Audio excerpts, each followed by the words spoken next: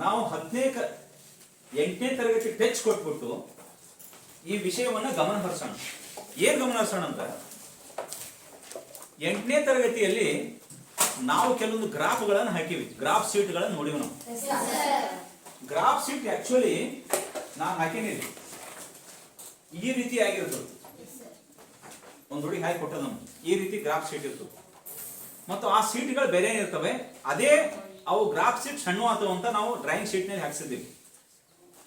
Graph ಹೀಗಿರ್ತದೆ. ಹೇಗಿರ್ತದೆ ಅಂದ್ರೆ, ನಿಮಗೆ ಆಲ್ರೆಡಿ ಸರಳ ರೇಖೆಗಳ ಬಗ್ಗೆ ಐಡಿಯಾ ಇದೆ. ಸರಳ ರೇಖೆಗಳ ಬಗ್ಗೆ ಐಡಿಯಾ ಇದೆ. ಹೇಗಂದ್ರೆ, ನಾನು ಇಲ್ಲಿ ಒಂದು ಸರಳ ರೇಖೆಯನ್ನು ಹೀಗೆ ಹೇಳಿದೆ, ಇದು ಯಾವಾಗಲೂ ಅಡ್ಡ ರೇಖೆ ಆಗಿದೆ. ಹೀಗೊಂದು ಸರಳ ರೇಖೆ ಹೇಳಿದೆ, ಲಂಬ ರೇಖೆ ಹೇಳಿದೆ. ನೋಡಿ, ಎರಡೂ ಸರಳ ರೇಖೆಗಳನ್ನ ಕರೆಕ್ಟ್ ಆಗಿ ಹೇಳಿದೆ. ಸ್ಕೇಲ್ ಅವಶ್ಯಕತೆ ಎಷ್ಟು ಸ್ಟೇಟ್ ಹೊಡೆದಿ ನೋಡಿ. ನೀವು ಬೇಕಂದ್ರೆ ಕೋನ ಮಾಪಕ ಹಿಡಿದು ಅಳದ್ರೆ ಕರೆಕ್ಟ್ 90 ಡಿಗ್ರಿ ಆಗಿರ್ತದೆ. ವಿದೌಟ್ ಕೋನ ಮಾಪಕ ಸಹಾಯದಿಂದ ನಾನು ಕೈದಿಂದನೇ ಹಾಕೀನಿ. ನೀವು ಹಂಗೆ ಪ್ರಾಕ್ಟೀಸ್ ಆಗ್ಬೇಕು.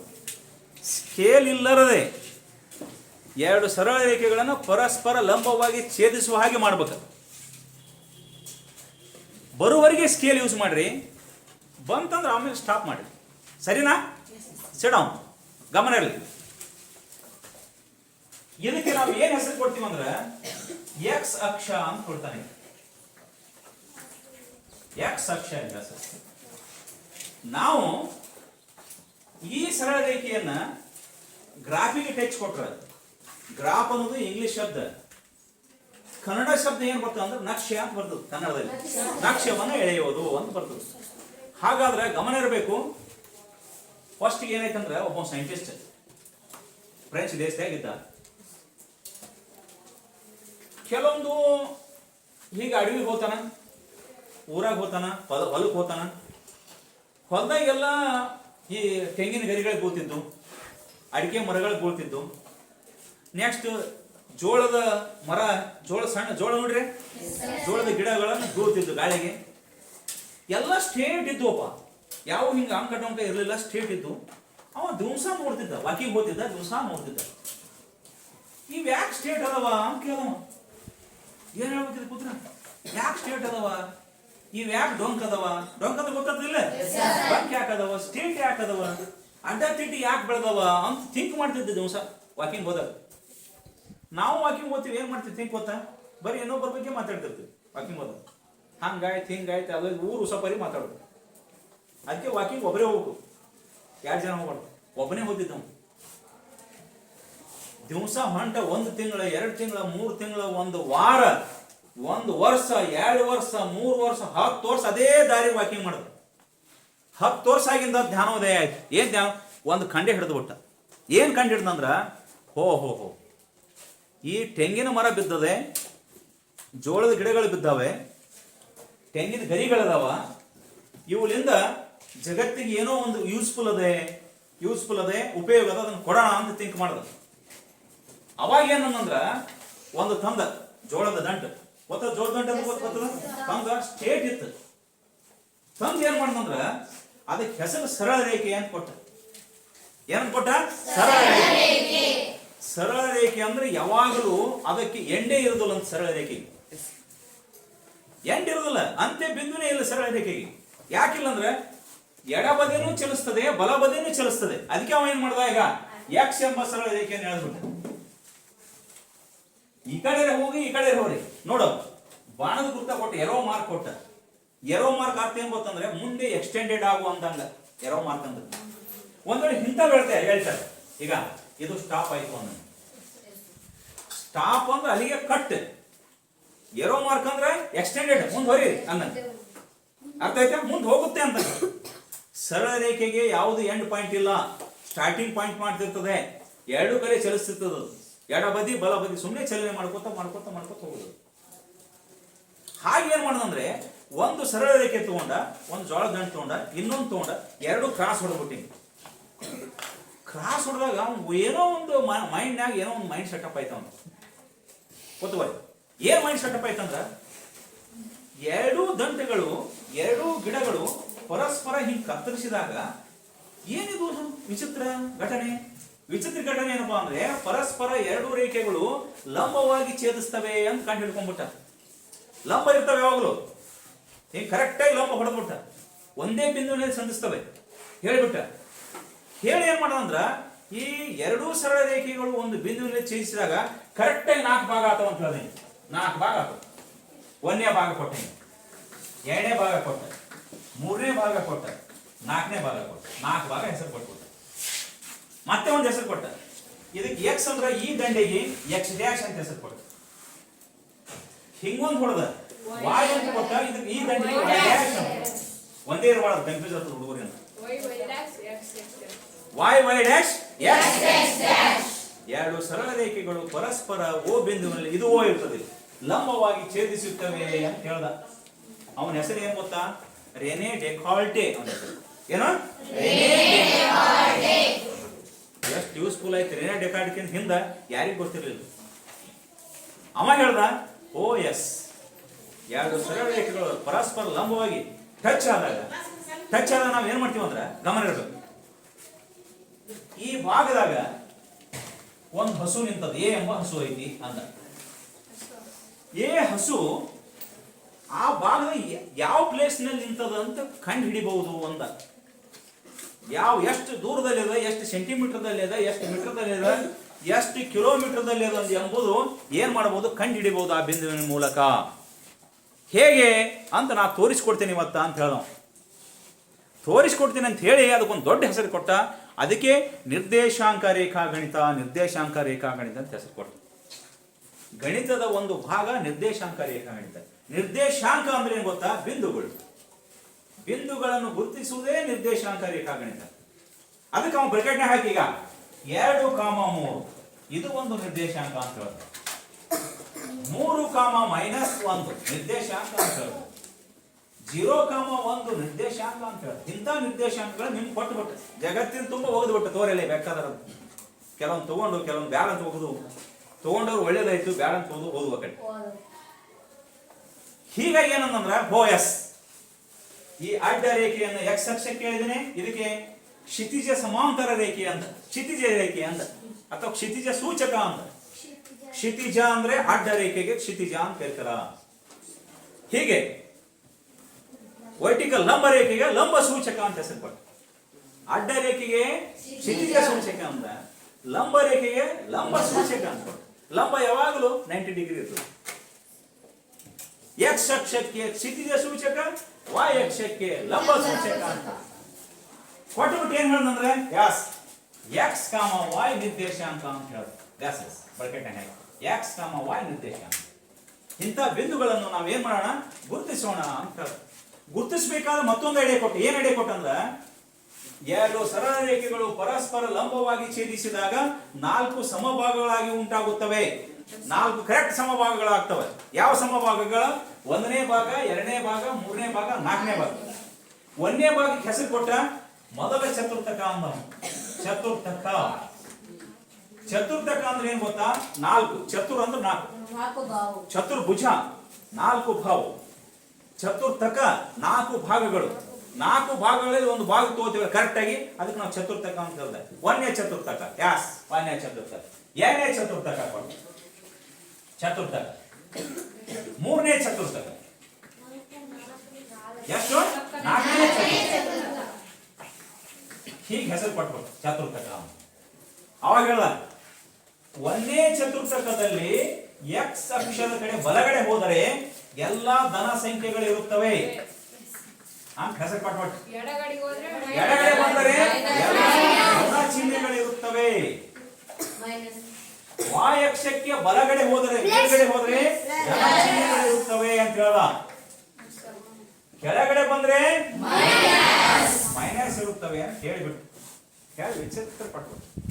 ಹಾಗಾದ್ರೆ ಮತ್ತೊಂದು ಕೊಟ್ಟ. ಏನ್ ಕೊಟ್ಟಂದ್ರ ಯಾಸ್ ಮೊದಲ ಚತುರ್ಥಕದಲ್ಲಿ ಎಕ್ಸ್ ಇರುತ್ತದೆ, ವಾಯ್ ಇರುತ್ತದೆ.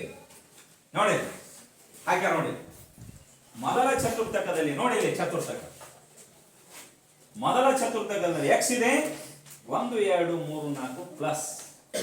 ಮೇಲೆ ಹೋದ ವಾಯ್ ಅಕ್ಷೆ 1 2 3 4 ಇದು ಪ್ಲಸ್ ಇದು ಪ್ಲಸ್. ಹಾಗಾದ್ರೆ ಮೊದಲ ಚತುರ್ಥಕದಲ್ಲಿ ಎಕ್ಸ್ ಅನ್ನು ಪ್ಲಸ್ ಇರ್ತದೆ, y ನು ಪ್ಲಸ್ ಇರ್ತದೆ ಅಂತ ಕೊಟ್ಟ. ಪ್ಲಸ್ ಪ್ಲಸ್ ಕೊಟ್ಟ. ಮೊದಲ ಚತುರ್ಥಕದಲ್ಲಿ ಎಕ್ಸ್ ಏನಿರ್ತದೆ ಚಿಹ್ನೆ ಪ್ಲಸ್ ಇರ್ತದೆ, y ಚಿಹ್ನೆ ಯಾವ್ದಿರ್ತದೆ ಮೈನಸ್ ಇರ್ತದೆ. ನಂತರ ಬಂದ ಎರಡನೇ ಚತುರ್ಥಕ ಬಂದ ತಕ್ಷಣ ಏನ್ ಮಾಡ್ದ, ಎಕ್ಸ್ ಧನ ಋಣ ಚಿಹ್ನೆ ಇರ್ತದೆ, y ಧನ ಚಿಹ್ನೆ ಇರ್ತದೆ. ಅವಾಗ ಏನ್ ಮಾಡ್ದ ಮೈನಸ್ ಪ್ಲಸ್ ಕೊಟ್ಟ. ಎರಡನೇ ಚತುರ್ಥಕದಲ್ಲಿ ಮೈನಸ್ ಮತ್ತು ಪ್ಲಸ್ ಕೊಟ್ಟ.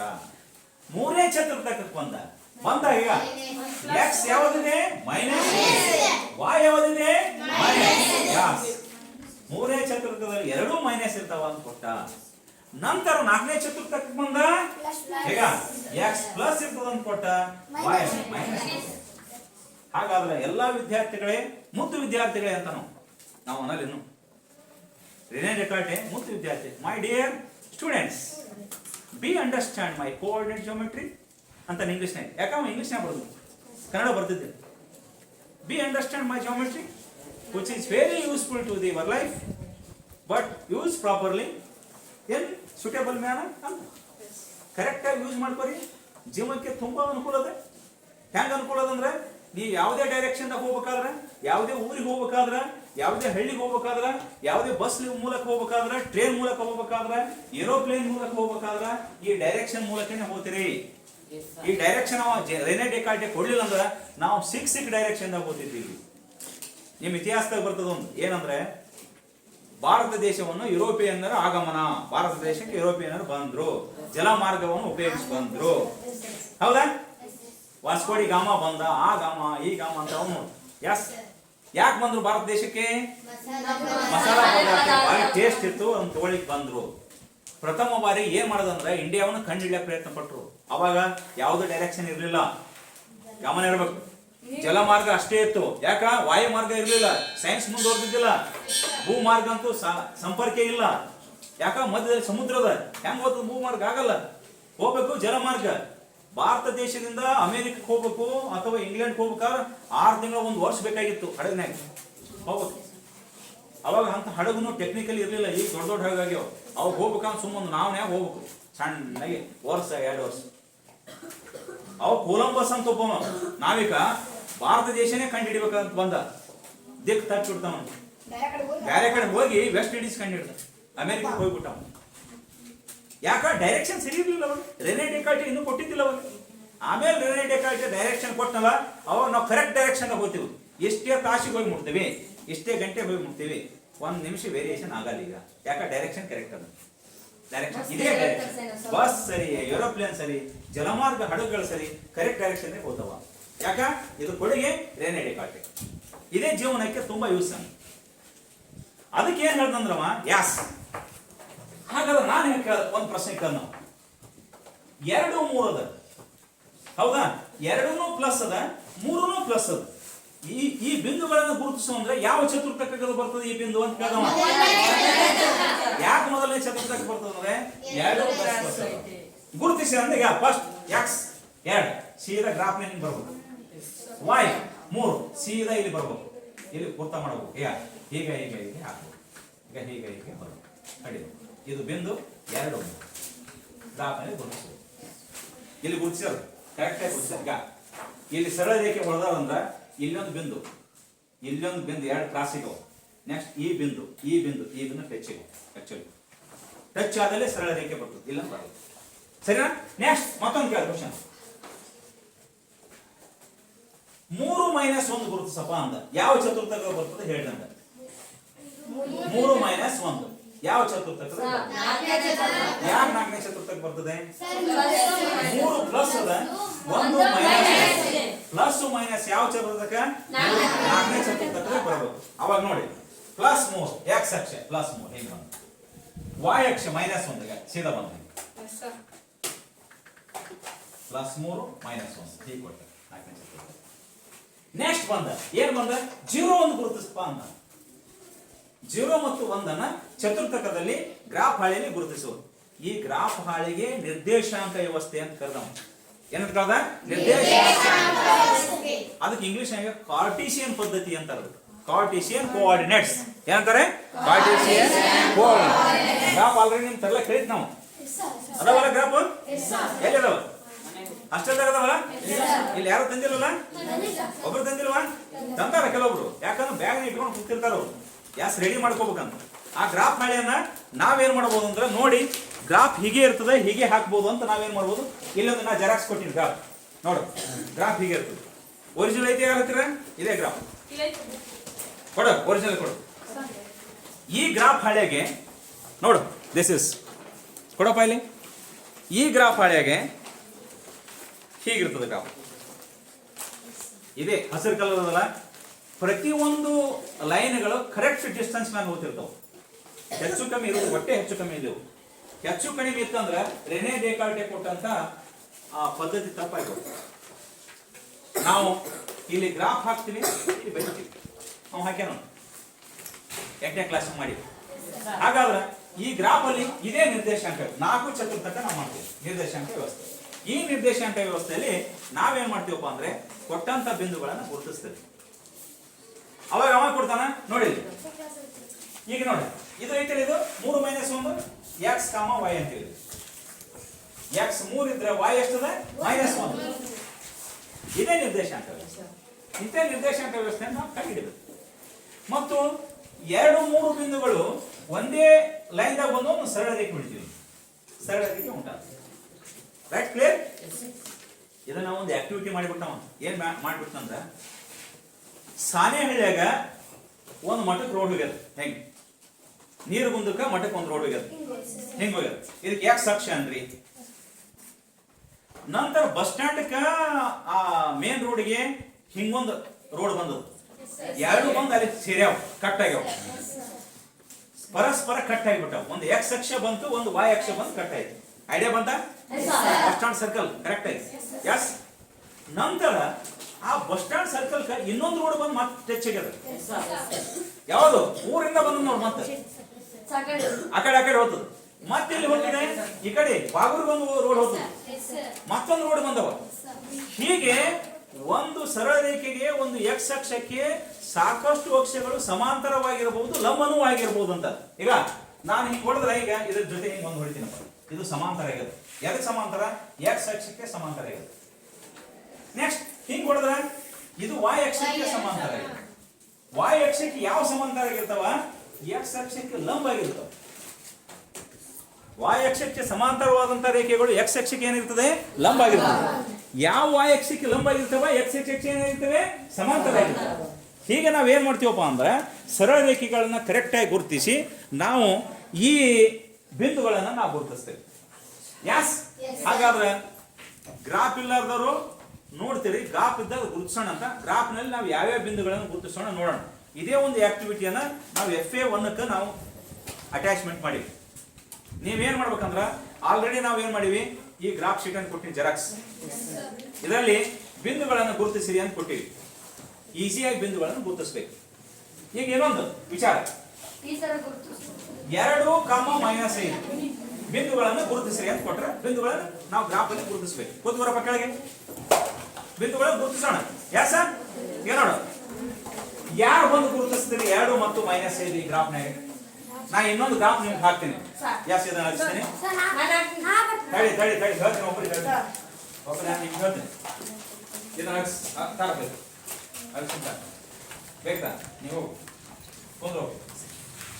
ಇಲ್ಲೊಂದು ನಿಮಗೆ ನಿರ್ದೇಶಾಂಕ ವ್ಯವಸ್ಥೆ ಹಾಕ್ತೀನಿ. ನಾವು ಒಂದಿಷ್ಟು ಬಿಂದುಗಳನ್ನು ಕೊಡ್ತೀನಿ, ಗುರುತಿಸ್ರಿ ಅಂದ್ರೆ ಎಲ್ಲಿ ಗುರುತಿಸ್ರಿ ಗುರುತಿಸ್ಬೇಕು. ನೋಡಿ, ಒಂದು ನಿರ್ದೇಶಾಂಕ ವ್ಯವಸ್ಥೆ ನಂದು ಇಲ್ಲಿದೆ, ಹೀಗಿದೆ. ಇದು ನಿರ್ದೇಶಾಂಕ ವ್ಯವಸ್ಥೆ ಹೀಗಿದೆ. ಹಾಕ್ತೇವೆ. ಇದು X ಡ್ಯಾಶ್ ಇದೆ, Y ಡ್ಯಾಶ್ ಇದೆ. ಗಮನ ಇರಲಿ. ಇದು O ಬಿಂದುವಿದೆ. O ಬಿಂದುವಿನ ನಿರ್ದೇಶಾಂಕ ಯಾವಾಗಲೂ 0, 0 ಇರ್ತಾವೆ. O ಬಿಂದುವಿನ ನಿರ್ದೇಶಾಂಕ ಈಗ 0, 0 ನೆನ್ಪಿಟ್ಕೋಬೇಕು. ಅದು ಲಂಬವಾಗಿ ಇರ್ತದೆ. ಇದು +1 ಇರ್ತದೆ, +2, +3, +4, +5, +6, +7. ಒಂದೊಂದು ಲೈನ್ ನಾವು ಒಂದೊಂದು ಗುರುತಿಸ್ಕೋತೀವಿ. ಅವು 1 ಸೆಂಟಿಮೀಟರ್ ದೂರ ಇರ್ತವೆ.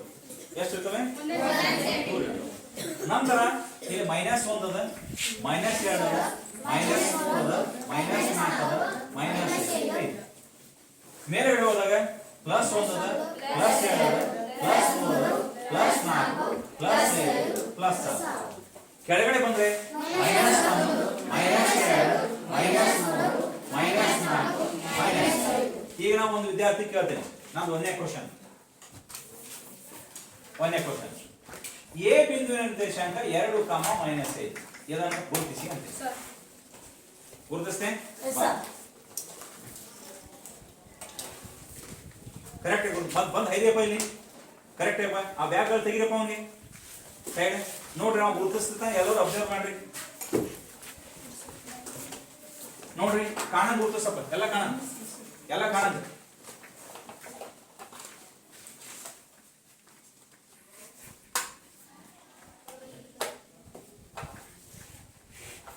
ಎಲ್ಲ ಕಾಣಲಿ. ಕೊಡಪ್ಪ ಸಾಕು ಈ ಕಡೆ ಬಾ. ಆ ಗುರುತಿಸ ಸರಿಯೇ? ಸರಿನಾ ಗುರುತಿಸಿದ್ದು? Very good. ಹೆಂಗ್ ಸರಿ ಅಂದ್ರ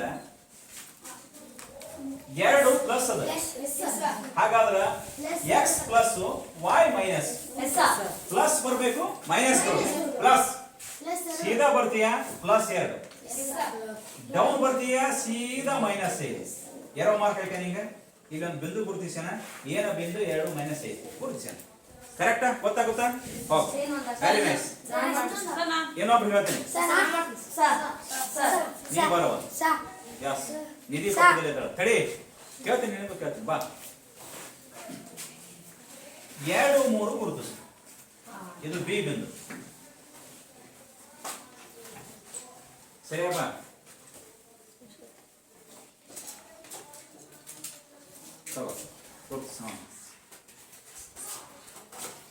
ಈಗ ಸರಿ ಸರಿ ಈ ಕಡೆ ಸರಿ ಕಾಣಲಿ ಇರಬೇಡಿ. ಗುರುತಿಸಿ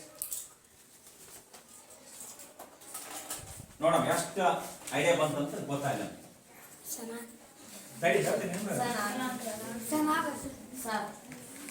ಒಂದು ಪ್ರಶ್ನೆ ಎದ್ದಿದ್ರು. 2, 3 2 ಪ್ಲಸ್ ಅದ ತಾನೆ?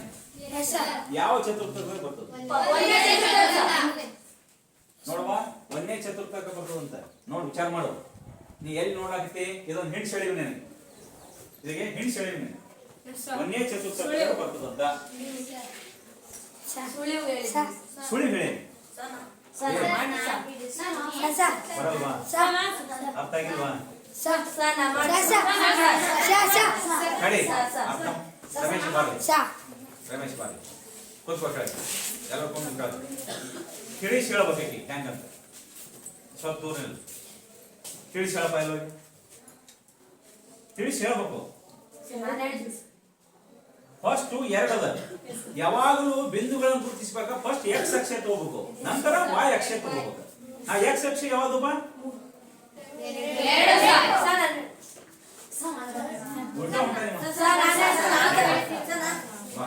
ತಿಳಿಸಿ ಹೇಳ್ಬೇಕು.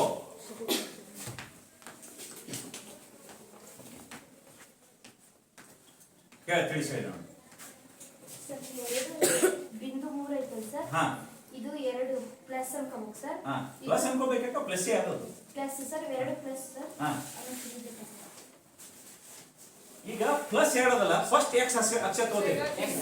x ಅಕ್ಷ ಯಾವ್ದು ಬರ್ತೀಯಾ? 2 ಇಲ್ಲಿ ಬರ್ತೀಯ. ನಂತರ y ಅಕ್ಷ ಓದ್ತೀವಿ. ಎಸ್ ಇಷ್ಟೇ. ಎಸ್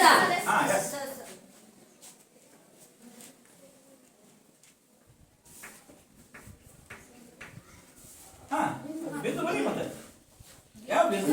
ಬಿನ ಬಿಂದು 2, 3 ಬರಿಬೇಕು. ಬ್ರಾಕೆಟ್ ಹ್ಯಾಂಗ್ ಹಾಕ್ತಾರ? ಹ್ಯಾಂಗ್ ಏನು? ಓಕೆ, ಇನ್ನೊಂದು ಅವ ಹಿಂದ ಮೂಲೆ ಕೂತಲ್ಲ, ಅವ ಹೇಳ ಕೈ ಎತ್ತ ಬಾ ತಡಿ ಹೇಳ್ತೀನಿ. 2ನೇದು ನಮ್ಗೆ ಯಾವ್ದು ಮುಗಿತು? ನಮ್ದು 2, 3 ಮುಗಿತು. ಕರೆಕ್ಟಾ? 3ನೇದು -5 -2 ಅವ್ ಬಂದು ತಡಿ ಫಸ್ಟ್ ಅವ್ನು ಮುಗಿಲ ನೆನಪು ಕೊಡ್ತೇನೆ ಚಾನ್ಸ್. -5 -2 ಹುಷಾರದಿಂದ ಮಾಡು, ಕುರ್ತಾ ಮಾಡಿ ಮಾಡು. ತಲೆ ಕಟ್ಸ್ಕೊಬೇಡ. ಯಾಸ್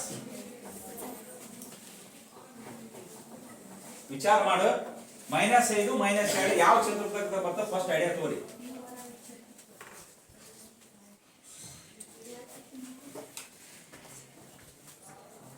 ಮಾತಾಡೋ ಒಂಚೂರು, ಏನಾಗಲ್ಲ ಮಾತಾಡಪ್ಪ. ಮಾತಿಲ್ಲ ಏನೊಂದು. ಹಾ ಎಸ್ ಗುಡ್. -5 -2 ಹೆಂಗ್ ಬರ್ತದೆ, ಯಾವ ಚತುರ್ಥಕ ಬರ್ತದೆ ಹೇಳು ಒಂಚೂರು, ಏನಾಗಲ್ಲ. -5 ಮೂರನೇ ಚಿತ್ರದಾಗ ಬರ್ತದೆ, -2 ನಾಲ್ಕನೇ ಚಿತ್ರದಾಗ ಬರ್ತದೆ. ಯಾವ ಚತುರ್ಥಕ ಬರ್ತದೆ? Yes good. ಯಸ್ ಮಾಡು, ಸರಿಯಾದ ಮಾಡು.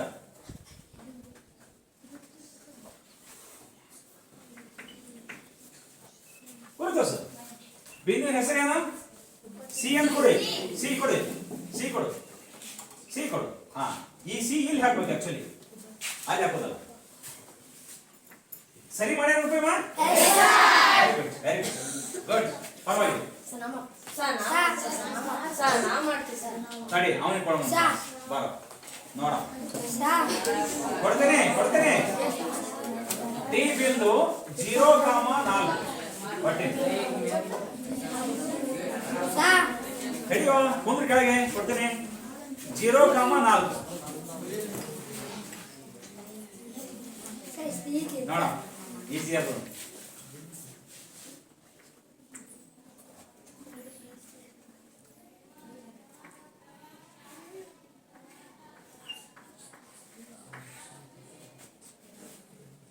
ಬಾ ಮಾಡುವ, ನೀನೇ ಹೋಗ್ಬೇಡ,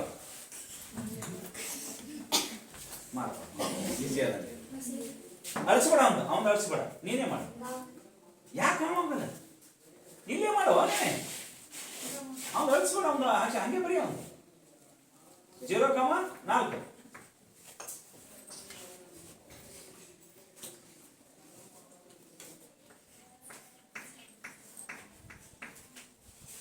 ಇದ್ರಾಗ ಯಾರ್ದು ಸರಿ?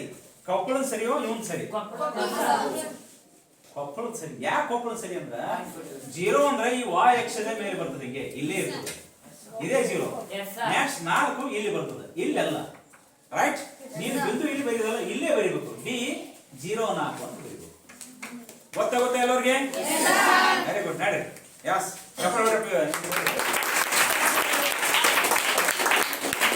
Last chance. Likhith, last chance. 5 ಮಾತಾಡಬಾರ್ದು, ಮಾತಾಡಂಗಿಲ್ಲ. -1 2 ನೋಡ. ತಪ್ಪಾದ ಚಿಂತೆ ಸುಮ್ಮನೆ ಗುರುತಿಸ್, ನಾ ಇರ್ತೇನೆ.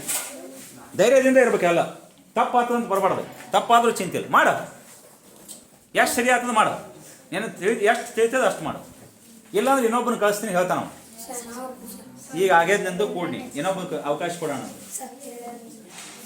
ಹೋಗಪ್ಪ, ನೀ ಹೋಗಿ ಹೇಳಿ ಬರಲಿ ಹೆಂಗಂತ ಹೇಳವನು ಕ್ಲಿಯರ್. ನೀನು ಮತ್ತೊಂದು ಕೊಡ್ತೀನಿ ಈಗ ಚಾನ್ಸ್. ಕ್ಲಿಯರ್ ಹೇಳ. ಚತುರ್ಥಕ. ಹಾ,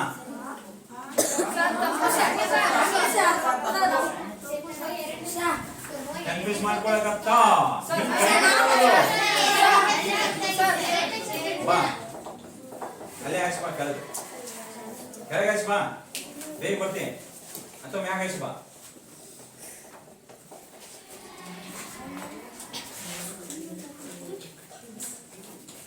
-1 ಇದೆ. ಇಲ್ಲಿ ಏನಿಲ್ಲ ಅಂದ್ರೆ ಪ್ಲಸ್ ಅಂತ ತಿಳ್ಕೋಬೇಕು. ಇಲ್ಲಿ -1, ಇಲ್ಲಿ ಪ್ಲಸ್ ಬರುತ್ತೆ ಸರ್. ಹಾಗಾಗಿ ಇಲ್ಲಿ -1 ರಿಂದ ಇಲ್ಲಿ 2 ತಗೋಬೇಕು. ಓಕೆ, ಬರಿ. ಮತ್ತೆ ಬಿಂದು ಯಾವುದು? ಬಿಂದು ಬರಿಯಲ್ಲ.